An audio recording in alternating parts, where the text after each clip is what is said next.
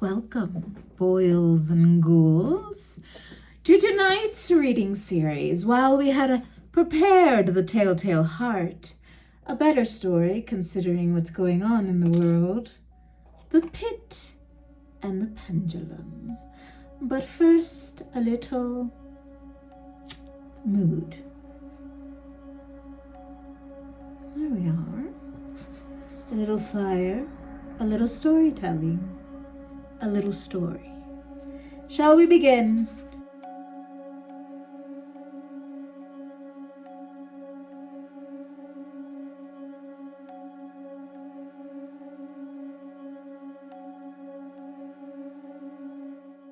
The Pit and the Pendulum by Edgar Allan Poe. I was sick unto death, with that long agony, and when they at length unbound me, and I was finally permitted to sit, I felt that my senses were leaving me. The sentence, the dread sentence of death, was the last of distinct accentuation which reached my ears. After that, the sound of the inquisitorial voices seemed merged in one dreamy, indeterminate hum.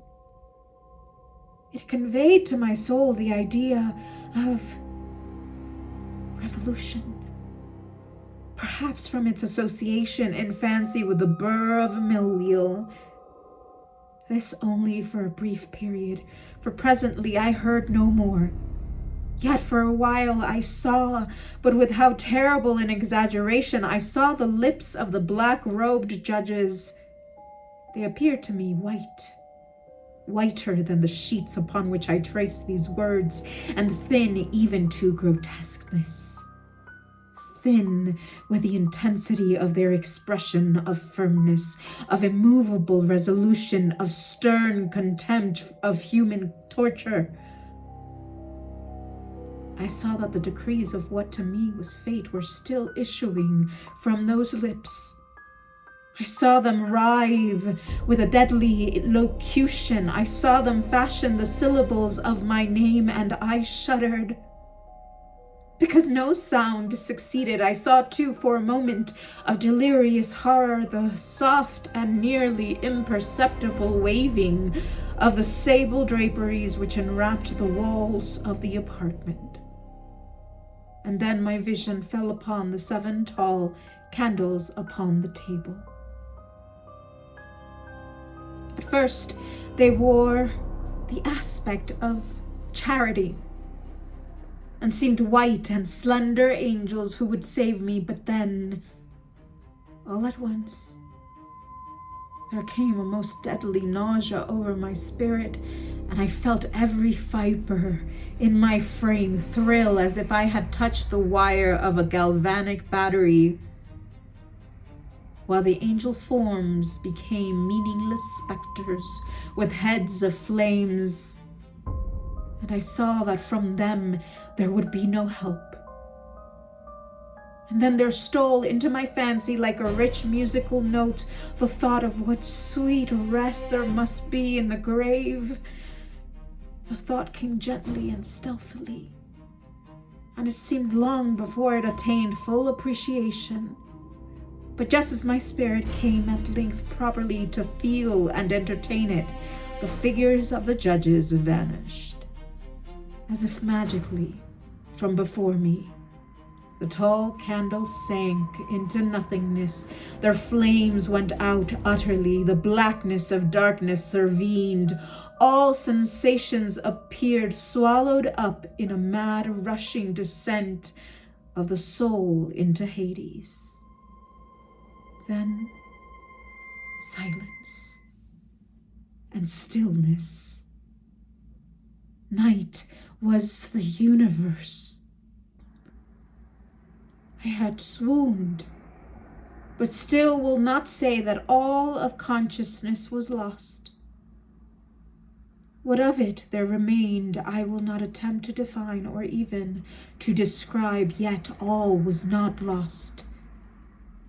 In the deepest slumber, no. In delirium, no. In a swoon? No! In death, no! Even in the grave, all is not lost. Else there is no more immortality for man, arousing from the most profound of slumbers we break the gossamer web of some dream. Yet in a second afterward, so frail may that web have been, we remember not that we have dreamed. In the return to life from the swoon, there are two stages. First, that of the sense of mental or spiritual. Secondly, that of the sense of physical existence. It seems probable that if, upon reaching the second stage, we could recall the impressions of the first, we should find these impressions eloquent in memories of the gulf beyond. And that gulf is what? How at least shall we distinguish its shadows from those of the tomb? But if the impressions of what I have termed the first stage are not at will recalled yet after long interval, do they not come unbidden? While we marvel whence they came.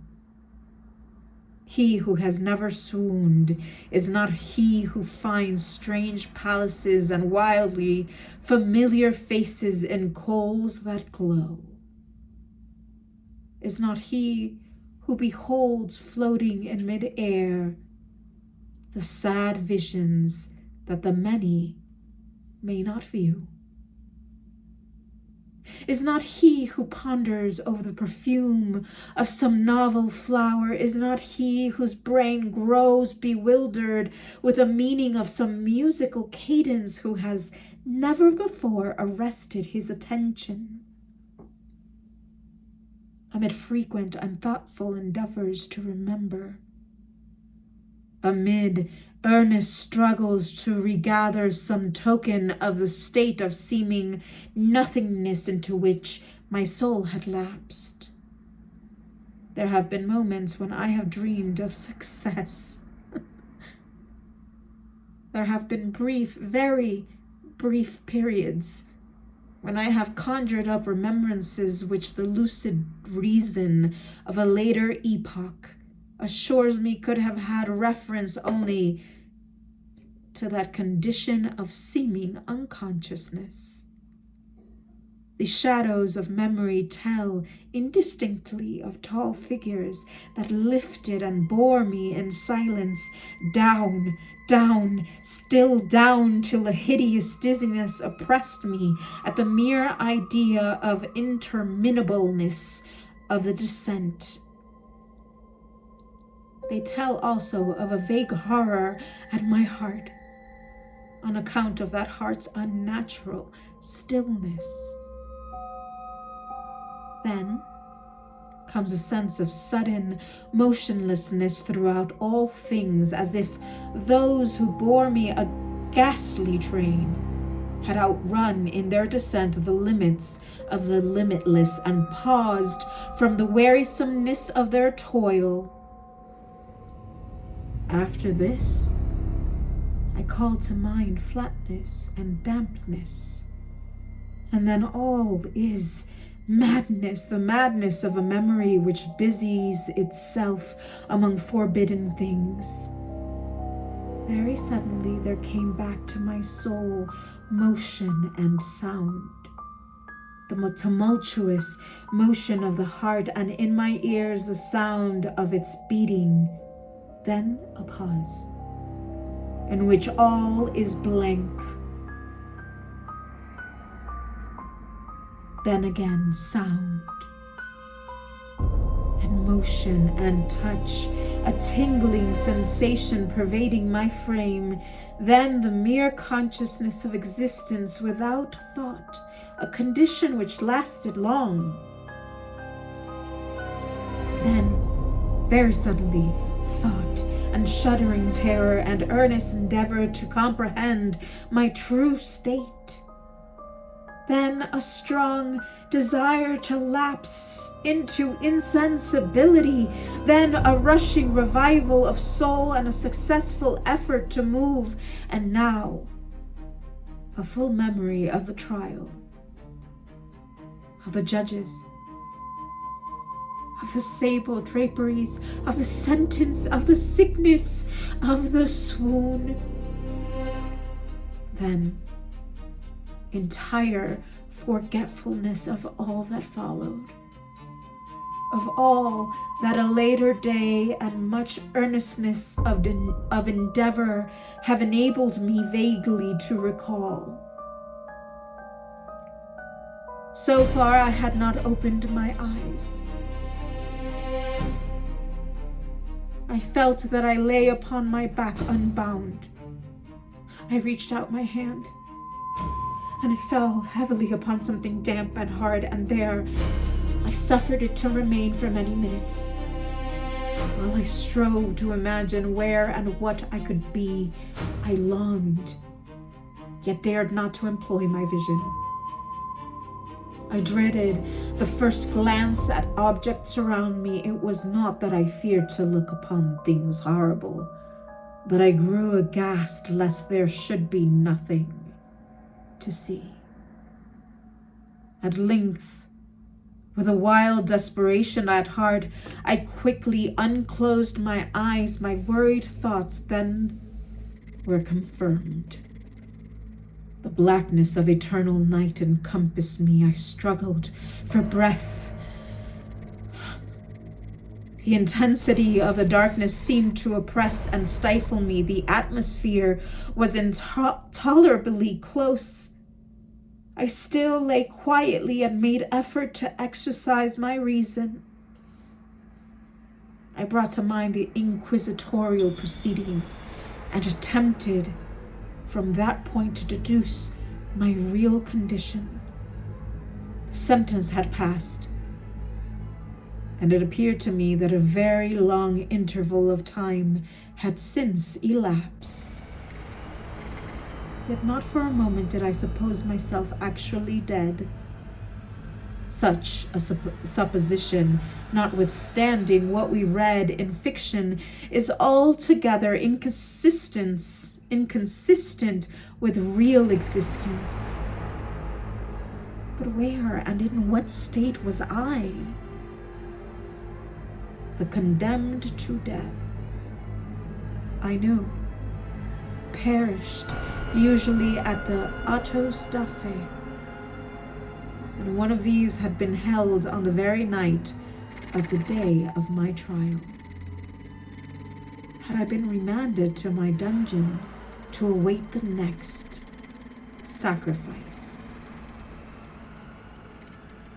which would not take place for many months? This I at once saw could not be. Victims had been in immediate demand. Moreover, my dungeon, as well as all the condemned cells at Toledo, had stone floors, and light was not altogether excluded. A fearful idea now suddenly drove the blood in torrents upon my heart, and for a brief period I once more relapsed into insensibility.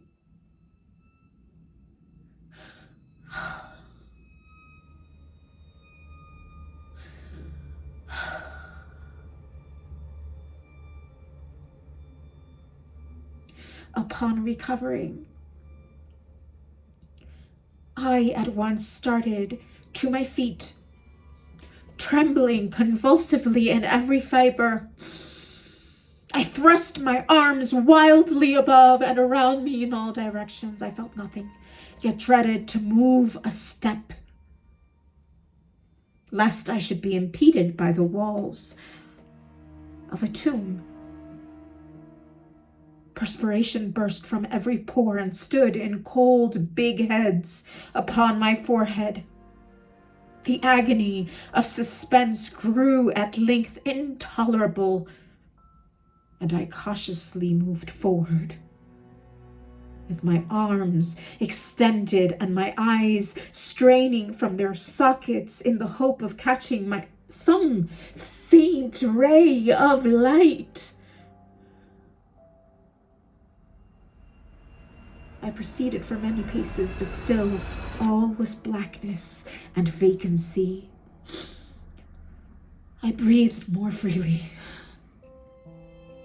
It seemed evident that mine was not at least the most hideous of fates. And now, as I still continued to step cautiously onward, there came thronging upon my recollection 1,000 vague rumors of the horrors of Toledo. Of the dungeons there had been strange things narrated, fables I had always deemed them, but yet strange and too ghastly to repeat save in whisper. Was I left to perish of starvation in this subterranean world of darkness, or what fate, perhaps even more fearful, awaited me? That the result would be death, and a death of more than customary bitterness. I knew too well the character of my judges to doubt. The mode and the hour were all that occupied or distracted me. My outstretched hands at length encountered some solid obstruction. It was a wall, seemingly of stone masonry, very smooth, slimy, and cold. I followed it up, stopping with all the careful distrust with which certain antique narratives had inspired me. This process, however, afforded me no means of ascertaining the dimensions of my dungeon, as I might make its circuit and return to the point whence I set out without being aware of the fact. So perfectly uniform seemed the wall. I therefore sought the knife which had been in my pocket. When led into the inquisitorial chamber, but it was gone. My clothes had been exchanged for a wrapper of coarse serge. I had thought of forcing the blade in some minute crevice of the masonry so as to identify my point of departure. The difficulty, nevertheless, was but trivial, although in the disorder of my fancy it seemed at first insuperable. I tore a part of the hem from the robe and placed the fragment at full length and at right angles to the wall. In groping my way around the prison, I could not fail to encounter this rag upon completing the circuit. So, at least, I thought, but I had not counted upon the extent of the dungeon, or upon my weakness. The ground was moist and slippery. I staggered onward for some time when I stumbled and fell. My excessive fatigue induced me to remain prostrate, and sleep soon overtook me as I lay. Upon awaking and stretching forth an arm, I found myself a loaf and a pitcher with water. I was too exhausted to reflect upon this circumstance, but ate and drank with avidity. Shortly afterward, I resumed my tour around the prison, and with much toil came at last upon the fragment of the serge. Up to the period when I fell, I had counted 52 spaces, and upon resuming my walk, I counted 48 more. When I arrived at the rag, there were in all then 100 paces, and admitting 2 paces to the yard, I presumed the dungeon to be 50 yards in circuit. I had met, however, with the many angles in the walls, and thus I could form no guess as to the shape of the vault. For vault I could not help supposing it to be. I had little object, certainly no hope these researches, but a vague curiosity prompted me to continue them.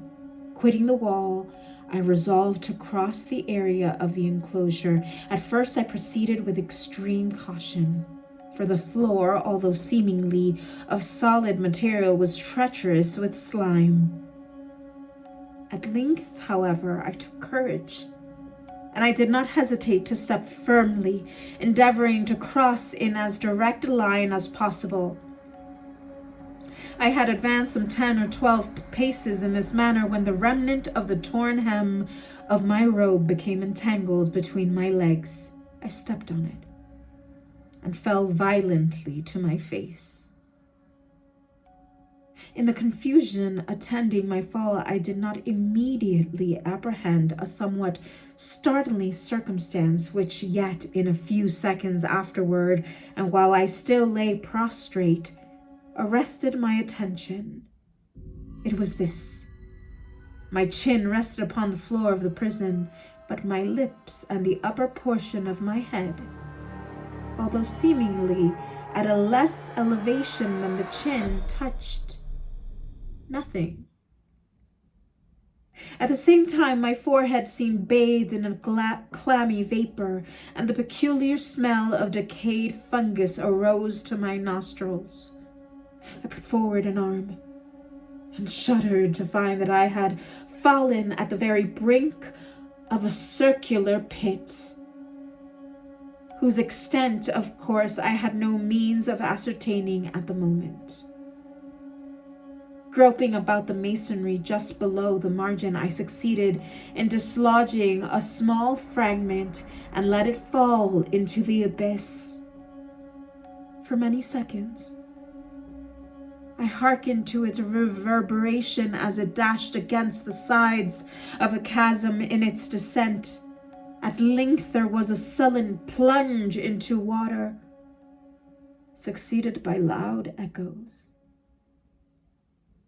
At the same moment there came a sound resembling the quick opening and as rapid closing of a door overhead, while a faint gleam of light flashed suddenly through the gloom and as suddenly faded away.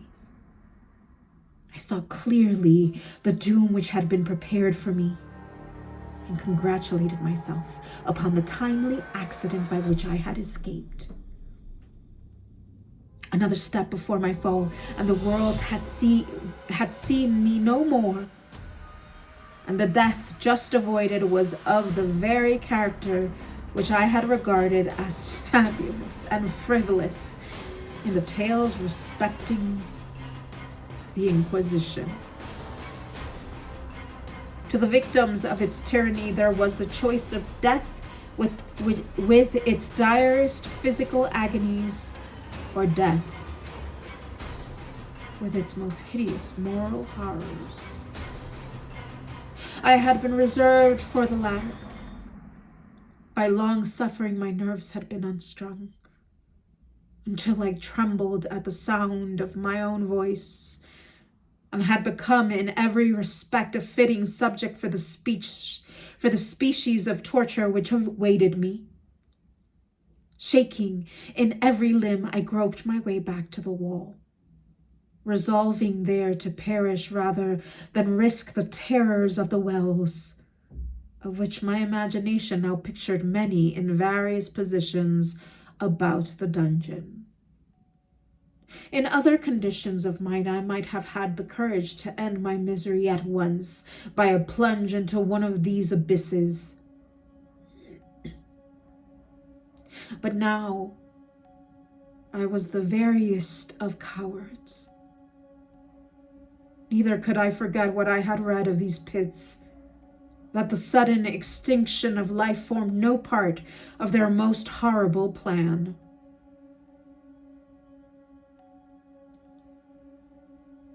Agitation of spirit kept me awake for many long hours, but at length I again slumbered. Upon arousing, I found by my side, as before, a loaf and a pitcher of water.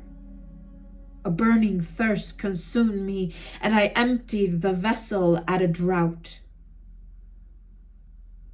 It must have been drugged, for scarcely had I drunk before I became irresistibly drowsy.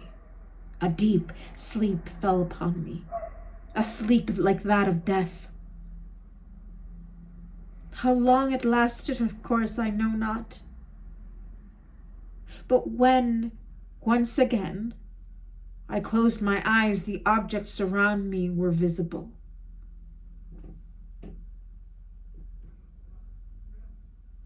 By a wild, sulphurous luster, the origin of which I could not at first determine, I was enabled to see the extent and aspect of the prison. In its size, I had been greatly mistaken. The whole circuit of its walls did not exceed 25 yards. For some minutes, this fact occasioned me a world of vain trouble. Vain indeed, for what could be of less importance, under the terrible circumstances which environed me, than the mere dimensions of my dungeon? But my soul took a wild interest in trifles, and I busied myself in endeavors to account for the error I had committed in my measurement. The truth at length flashed upon me. In my first attempts at exploration, I had counted 52 paces, up to the period when I fell. I must then have been within a pace or two of the fragment of serge. In fact, I had nearly performed the circuit of the vault. I then slept, and upon awakening, I must have returned upon my steps, thus supposing the circuit nearly double what it actually was. My confusion of mind prevented me from observing that I began my tour with the wall to the left and ended it with the wall to the right. I had been deceived, too, in respect to the shape of the enclosure. In feeling my way, I had found my many angles, and thus deduced an idea of great irregularity. So potent is the effect of total darkness upon one arousing from lethargy or sleep. The angles were simple, those of a few slight depressions or niches at odd intervals. The general shape of the prison was square. What I had taken for masonry seemed now to be iron or some other metal in huge plates whose sutures or joints occasioned the depression. The entire surface of this metallic enclosure was rudely daubed in all the hideous and repulsive devices to which the charnel superstition of the monks has given rise. The figures of fiends and aspects of menace with skeleton forms and other more really fearful images overspread and disfigured the walls. I observed that the outlines of these monstrosities were sufficiently distinct, but that the colors seemed faded and blurred as if from the effects of a damp atmosphere. I now noticed the floor, too, which was of stone. In the center yawned the circular pit from whose jaws I had escaped, but it was the only one in the dungeon. All this I saw indistinctly and by much effort, for my personal condition had been greatly changed during slumber. I now lay upon my back and at full length on a species of low framework of wood. To this I was securely bound by a long strap resembling a surcingle. It passed in many convolutions about my limbs and body, leaving at liberty only my head. and my left arm, such extent that I could, by dint of an exertion, supply myself with food from an earthen dish which lay by my side on the floor. I saw, to my horror, that the pitcher had been removed. I say to my horror, for I was consumed with intolerable thirst. This thirst, it appeared to be the design of my persecutors to stimulate, for the food in the dish was meat pungently seasoned. Looking upward, I surveyed the ceiling of my prison. It was some 30 or 40 feet overhead and constructed much as the side of the walls. In one of its panels, a very singular figure riveted my whole attention. It was the painted figure of Time, as he is commonly represented, save that in lieu of a scythe, he held what at a casual glance I suppose to be the pictured image of a huge pendulum, such as we see on antique clocks. There was something, however, in the appearance of this machine which caused me to regard it more attentively. While I gazed directly upward at it, for its position was immediately over my own, I fancied that I saw it in motion. In an instant afterward, the fancy was confirmed. Its sweep was brief and, of course, slow. I watched it for some minutes, somewhat in fear, but more in wonder, wearied at length with observing its dull movement. I turned my eyes upon the other objects in the cell. A slight noise attracted my notice, and looking to the floor, I saw several enormous rats traversing it. They had issued from the well which lay just within view to my right. Even then, while I gazed, they came up in troops, hurriedly, with ravenous eyes, allured by the scent of the meat. From this it required much effort and attention to scare them away. It might have been half an hour, perhaps even an hour, for I could take but imperfect note of time, before I again cast my eyes upward. What I then saw confounded me and amazed me. The sweep of the pendulum had increased in extent by nearly a yard. As a natural consequence, its velocity was also much greater. But what mainly disturbed me was the idea that it had perceptibly descended. I now observed, with what horror, it is needless to say, that its nether extremity was formed of a crescent of glittering steel, about a foot in length from horn to horn, the horn upwards, and the under edge evidently as keen as that of a razor. Like a razor also, it seemed massy and heavy, tapering from the edge into a solid and broad structure above. It was appended to a weighty rod of brass, and the whole hissed as it swung through the air. I could no longer doubt the doom prepared for me by monkish ingenuity in torture. My cognizance of the pit had become known to the inquisitorial agents. The pit, whose horrors had been destined for so bold a recusant as myself, the pit, typical of hell, and regarded by rumor as the ultima thule of all their punishments. The plunge into this pit I had avoided by the merest of accidents. I knew that, Surprise or entrapment into torment formed an important portion of all the grotesquerie of these dungeon deaths.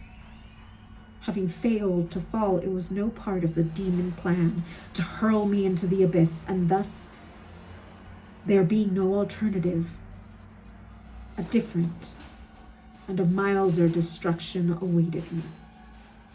Milder. I have smiled in my agony as I thought of such application of such a term. What boots it to tell of the long, long hours of horror more than mortal, during which I counted the rushing vibrations of the steel, inch by inch, line by line, with a descent only appreciable at intervals that seemed ages. Down and still down it came. Days passed. It might have been that many days passed ere it swept so closely over me as to fan me with its acrid breath. The odor of the sharp steel forced itself into my nostrils. I prayed, I wearied heaven with my prayer for its more speedy descent. I grew frantically mad and struggled to force myself upward against the sweep of the fearful scimitar. And then I fell suddenly calm and lay smiling at the glittering death as a child at some rare bauble. There was another interval of utter insensibility. It was brief, for upon again lapsing into life there had been no perceptible descent in the pendulum. But it might have been long, for I knew there were demons who took note of my swoon and who could have arrested the vibration at pleasure. Upon my recovery, too, I felt very, inexpressibly sick and weak, as if through long inanition. Even amid the agonies of that period, the human nature craved food. With painful effort, I outstretched my left arm as far as my bonds permitted, and took possession of the small remnant which had been spared by the rats. As I put a portion of it within my lips, there rushed to my mind a half-formed thought of joy, of hope. Yet what business had I with hope? It was, as I say, a half-formed thought. Man has many such which are never completed. I felt that it was of joy, of hope, but felt also that it had perished in its formation. In vain I struggled to perfect, to regain it. Long suffering had nearly annihilated all my ordinary powers of mind. I was an imbecile, an idiot. The vibration of the pendulum was at right angles to my length. I saw that the crescent was designed to cross the region of my heart. It would fray the serge of my robe. It would return and repeat its operations again and again. Notwithstanding terrifically wide sweep, some 30 feet or more, and the hissing vigor of its descent, sufficient to sunder these very walls of iron, still, the fraying of my robe would be all that for several minutes it would accomplish. And at this thought, I paused. I would not go further than this reflection. I dwelt upon it with a pertinacity of attention, as if in so dwelling I could arrest here the descent of the steel. I forced myself to ponder upon the sound of the crescent as it should pass across the garment, upon the peculiar thrilling sensation which the friction of cloth produces on the nerves. I I pondered upon all this frivolity until my teeth were on edge. Down, steadily, down it crept. I took a frenzied pleasure in contrasting its downward with its lateral velocity to right, to the left, far and wide, with a shriek of a damned spirit. To my heart with the stealthy pace of the tiger. I alternately laughed and howled as the one or the other idea grew predominant. Down, certainly relentlessly down, it vibrated within 3 inches of my bosom. I struggled violently, furiously to free my left arm. This was free only from the elbow to the hand. I could reach the ladder from the platter beside me to my mouth with great effort, but no further. Could I have broken the fastenings above the elbow, I would have seized and attempted to arrest the pendulum. I might as well have attempted to arrest an avalanche. Down, still, unceasingly, still, inevitably down, I gasped and struggled at each vibration. I shrunk convulsively at its every sweep. My eyes followed its outward and upward whirls with the eagerness of the most unmeaning despair. They closed themselves spasmodically at the descent, although death would have been a relief. Oh, how unspeakable! Still, I quivered in every nerve to think how slight a sinking of the machinery would precipitate that keen, glistening axe upon my bosom. It was hope that prompted the nerve to quiver, the frame to shrink. It was hope, the hope that triumphs on the rack, that whispers to the death condemned, even in the dungeons of the Inquisition.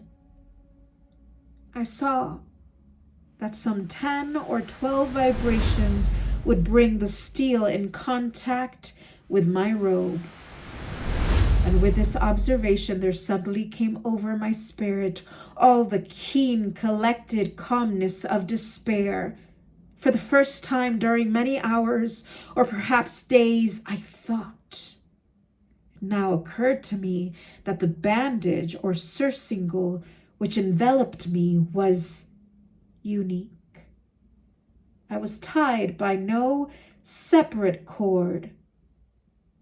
The first stroke of the razor-like crescent athwart any portion of the band would so detach it that it might be unwound from my person by means of my left hand. But how fearful in that case the proximity of the steel, the result of the slightest struggle, how deadly. Was it likely, moreover, that the minions of the torture had not foreseen and provided for this possibility? Was it probable that the bandage crossed my bosom in the track of the pendulum? Dreading to find my feint, and as it seemed in last hope frustrated, I so far elevated my head as to obtain a distinct view of my breast. The surcingle enveloped my limbs and body close in all directions, save in the path of the destroying crescent. Scarcely had I dropped my head back on its original position when there flashed upon my mind what I cannot better describe than as the unformed half of that idea of deliverance to which I have previously alluded, and of which a moiety only floated indeterminately through my brain when I raised food to my burning lips. The whole thought was now present, feeble, scarcely sane, scarcely definite, but still entire. I proceeded at once with the nervous energy of despair to attempt its execution. For many hours, the immediate vicinity of the low framework upon which I lay had been literally swarming with rats. They were wild, bold, ravenous, their red eyes glaring upon me as if they waited but for motionlessness on my part to make me their prey. To what food, I thought, have they been accustomed in the well? They had devoured, in spite of all my efforts to prevent them, all but a small remnant of the contents of the dish. I had fallen into a habitual seesaw or wave of the hand about the platter, and at length the unconscious uniformity of the movement deprived it of effect. In their voracity, the vermin frequently fastened their sharp fangs on my fingers. With the particles of the oily, spicy viand which now remained, I thoroughly rubbed the bandage wherever I could reach it. Then, raising my hand from the floor, I lay breathlessly still. At first, the ravenous animals were startled and terrified at the change, at the cessation of movement. They shrank alarmedly back. Many sought the well, but this was only for a moment. I had not counted in vain upon their voracity. Observing that I remained without motion, one or two of the boldest leaped upon the framework and smelt at the surcingle. This seemed the signal for a general rush. Forth from the well they hurried in fresh troops. They clung to the wood, they overran it, and leapt in hundreds upon my person. The measured movement of the pendulum disturbed them not at all. Avoiding its strokes, they busied themselves with the anointed bandage. They pressed, they swarmed upon me in every accumulating heaps. They writhed upon my throat, their cold lips sought my own. I was half stifled by their thronging pressure. Disgust, for which the world has no name, swelled my bosom, and chilled with a heavy clamminess my heart. In 1 minute, and I felt that the struggle would be over. Plainly, I perceived the loosening of the bandage. I knew that in more than one place it must be already severed. With a more than human resolution, I lay still. Nor had I erred in my calculations, nor had I endured in vain. I at length felt that I was free. The surcingle hung in ribbons from my body, but the stroke of the pendulum already pressed upon my bosom. It had divided the serge of the robe. It had cut through the linen beneath. Twice again it swung, and a sharp sense of pain shot through every nerve. But the moment of escape had arrived. At a wave of my hand, my deliverers hurried me tumultuously away. With a steady movement, cautious, sidelong, shrinking, slow, I slid from the embrace of the bandage and beyond the reach of the scimitar. For the moment, at last, and at least, I was free, free, and in the grasp of the Inquisition. I had scarcely stepped from my wooden bed of horror upon the stone floor of the prison when the motion of the hellish machine ceased, and I beheld it drawn up. The hellish machine, by some invisible force, through the ceiling. This was a lesson which I took desperately to heart. My every motion was undoubtedly watched. Free.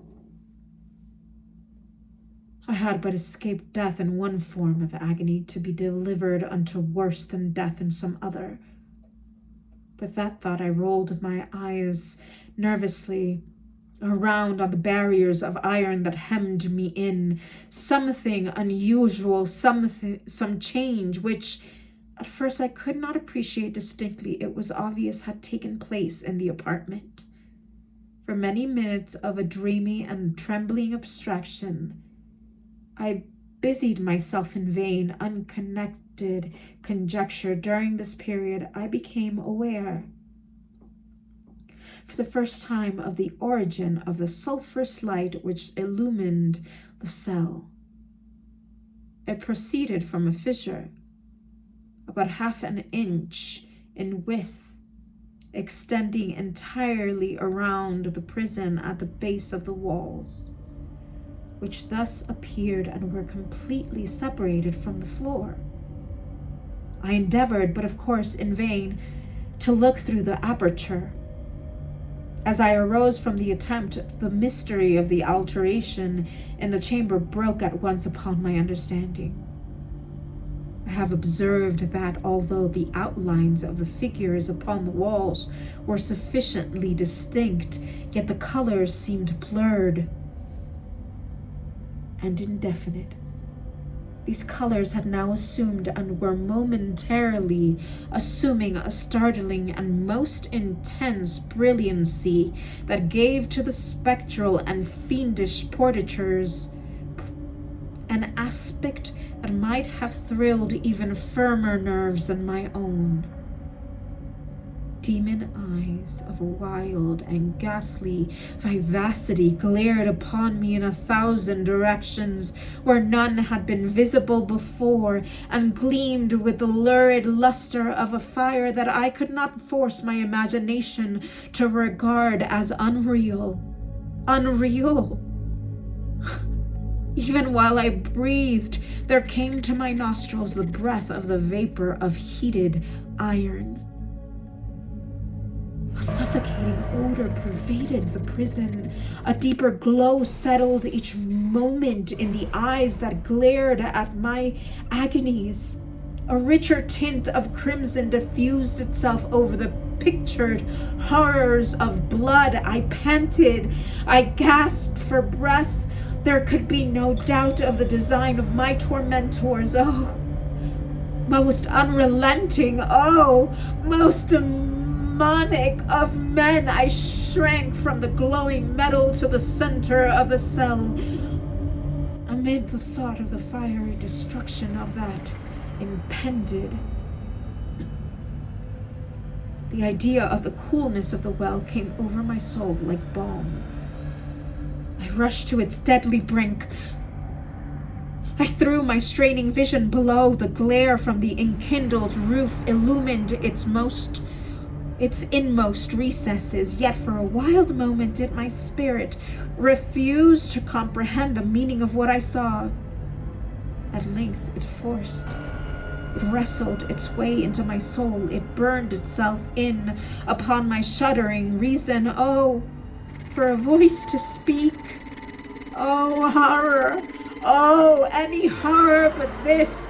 With a shriek, I rushed from the margin and buried my face in my hands, weeping bitterly. Oh.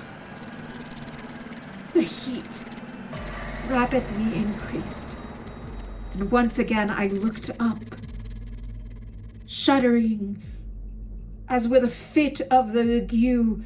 There had been a second change in the cell, and now the change was obviously in the form.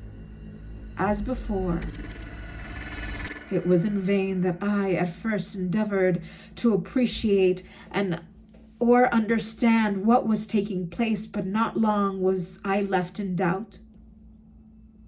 The inquisitorial vengeance had been hurried by my twofold escape, and there was to be no more dallying with the King of Terrors. The room had been square. I saw that the two of its iron angles were now acute, two consequently obtuse. The fearful difference quickly increased with a low rumbling or moaning sound. In an instant, the apartment had shifted its form into that of a lozenge. But the alteration stopped not here. I neither hoped nor desired it to stop. I could have clasped the red walls to my bosom as a garment of eternal peace. Death, I said, any death but that of the pit. Fool! Might I have not known that into the pit it was the object of the burning iron to urge me? Could I resist its glow? Or, if even that, could I withstand its pressure? And now, flatter and flatter grew the lozenge with a rapidity that left me no time for contemplation. Its center, and of course its greatest width, came just over the yawning gulf. I shrank back, but with the closing walls pressed me resistlessly onward. At length, from my seared and writhing body there was no longer an inch of foothold on the firm floor of the prison. I struggled no more, but the agony of my soul found vent in one loud, long, and final scream of despair. I felt that I tottered upon the brink. I averted my eyes. There was a discordant hum of human voices. There was a loud blast of many trumpets. There was a harsh grating as of 1,000 thunders. The fiery walls rushed back. An outstretched arm caught my own as I fell, fainting into the abyss. It was that of General Lasalle. The French army had entered Toledo. The Inquisition was in the hands of its enemies. And with that, we come to the end of The Pit and the Pendulum by Edgar Allan Poe. I hope you enjoyed the story. Have a good night, boys and ghouls.